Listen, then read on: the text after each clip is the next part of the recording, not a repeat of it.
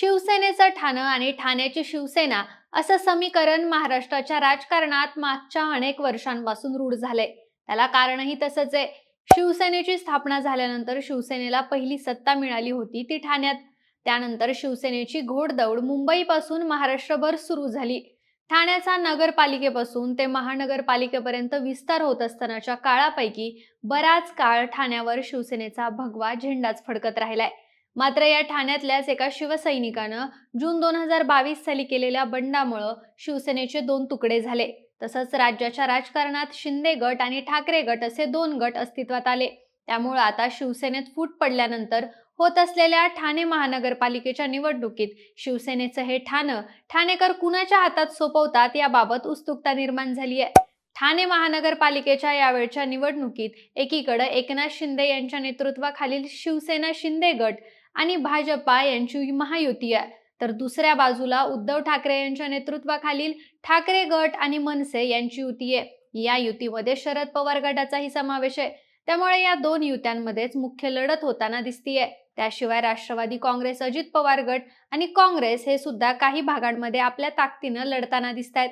याच पार्श्वभूमीवर ठाणे महानगरपालिकेच्या निवडणुकीमध्ये सध्या युती आणि आघाडीचं गणित काय, निवडणुकीत महत्त्वाचे मुद्दे कोणकोणते आहेत आणि इथं कुणाचं पारडं जड आहे याचा घेतलेला हा सविस्तर आढावा. नमस्कार, मी निशा हिंगे आणि तुम्हाला माहिती आहे आपला विषयच भारी आहे. मंडळी, राज्यात होत असलेल्या 29 महानगरपालिकेच्या निवडणुकीमध्ये मुंबई महानगरपालिकेसोबतच सर्वाधिक लक्ष लागलंय ते म्हणजे ठाणे महानगरपालिकेच्या निवडणुकीवर. त्याला कारणही तसंच आहे. 2022 साली शिवसेनेत बंड करणारे आणि नंतर राज्याचे मुख्यमंत्री बनलेले, तसंच आता उपमुख्यमंत्री असलेले एकनाथ शिंदे यांचा ठाणे हा बालेकिल्ला आहे. त्यामुळेच एकनाथ शिंदे यांच्या नेतृत्वाला सुरुंग लावायचं असेल तर त्यांना ठाण्यामध्ये पराभूत करावं लागेल हे उद्धव ठाकरे जाणून आहेत. त्यामुळेच उद्धव ठाकरे यांनी एकनाथ शिंदे यांच्या समोर आव्हान उभं करत ठाण्यामध्ये मनसे सोबतच शरद पवार गटालाही सोबत घेत भक्कम युती केली आहे. तर दुसरीकडे अनेक मतभेदानंतरही एकत्र लढण्याचं महत्त्व जाणून एकनाथ शिंदे आणि भाजपा देखील युतीच्या माध्यमातूनच या निवडणुकीला सामोरं जात आहे.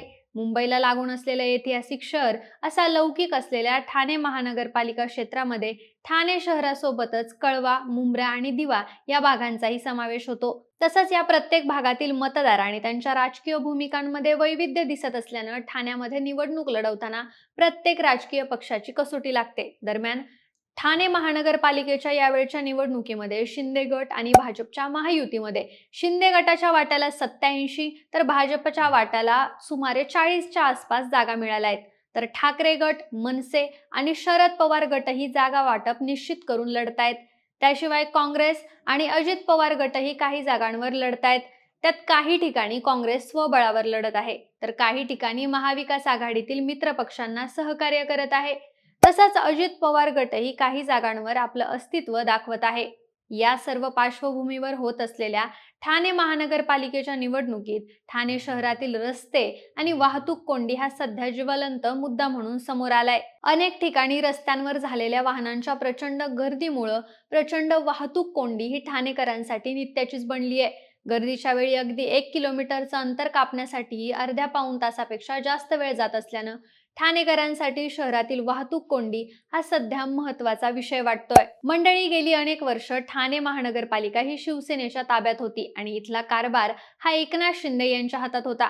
त्यामुळे या दीर्घ काळात ठाणे शहरामध्ये निर्माण झालेल्या दोषांसाठी विरोधक एकनाथ शिंदे यांनाच जबाबदार धरतायत. ठाणे महानगरपालिका क्षेत्रातील शहरामध्ये वाहतुकीच्या कोंडीचा प्रश्न चर्चेत आहे, तर दुसरीकडे घोडबंदर रोडवर रस्त्याच्या दुरवस्थेचा मुद्दा ऐरणीवर आलेला आहे. नुकताच इथे एक भीषण अपघात झाल्यामुळे हा प्रश्न अधिकच अधोरेखित झालाय. कळवा मुंब्रा क्षेत्रात शहराची बकालता तर दिव्यामध्ये पाण्याचा प्रश्न आजही गंभीर आहे. त्यामुळे या प्रश्नांबाबत सर्वच राजकीय पक्षांकडून आश्वासनं दिली जात आहेत. त्यात बदलता ठाणे मोहिमेअंतर्गत झालेलं सुशोभीकरण, उड्डाणपूल आणि क्लस्टर डेव्हलपमेंट हे मुद्दे महायुतीकडून प्रचारात प्रामुख्याने चर्चेत आणले जात आहेत.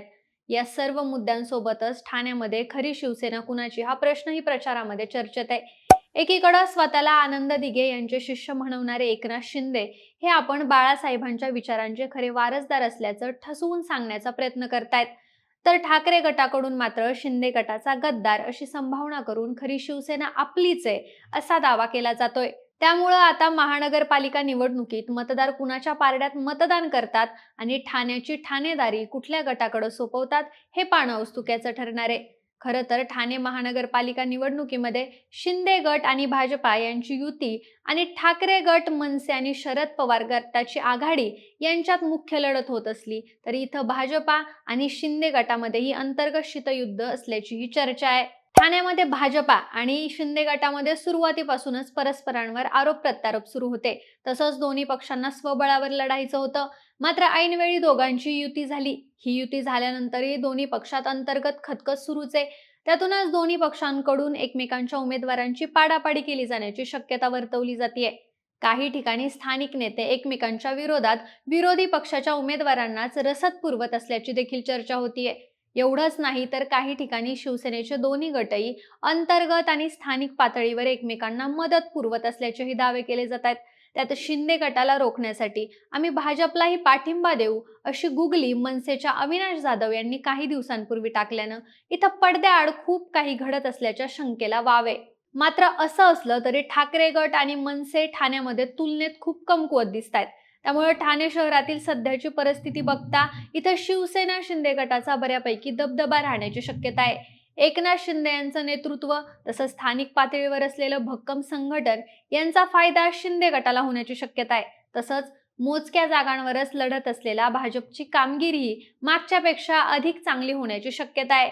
एवढंच नाही तर कळवा मुंब्रा मतदारसंघाचे आमदार जितेंद्र आव्हाड यांच्यामुळे राष्ट्रवादी काँग्रेस शरद पवार गटालाही ठाणे महानगरपालिकेच्या निवडणुकीत लक्षणीय जागा मिळण्याची शक्यता आहे.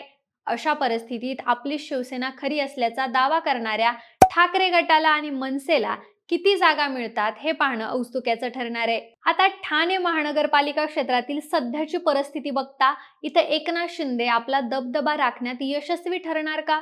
अंतर्गत कुरबुरीनंतरही शिंदे गट आणि भाजपा हे अखेरच्या क्षणी आपल्यातील मतभेद दूर ठेवून एकमेकांना सहकार्य करणार का?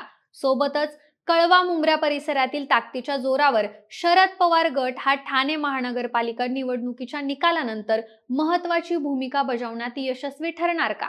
तसंच ठाण्यातील मतदार खरी शिवसेना म्हणून ठाकरे गटाला आपला कौल देणार का? याबाबत तुम्हाला काय वाटतं हे आम्हाला कमेंटमध्ये नक्की सांगा आणि सोबतच आपल्या विशेष भारी या चॅनलला सबस्क्राईब करायला विसरू नका. धन्यवाद.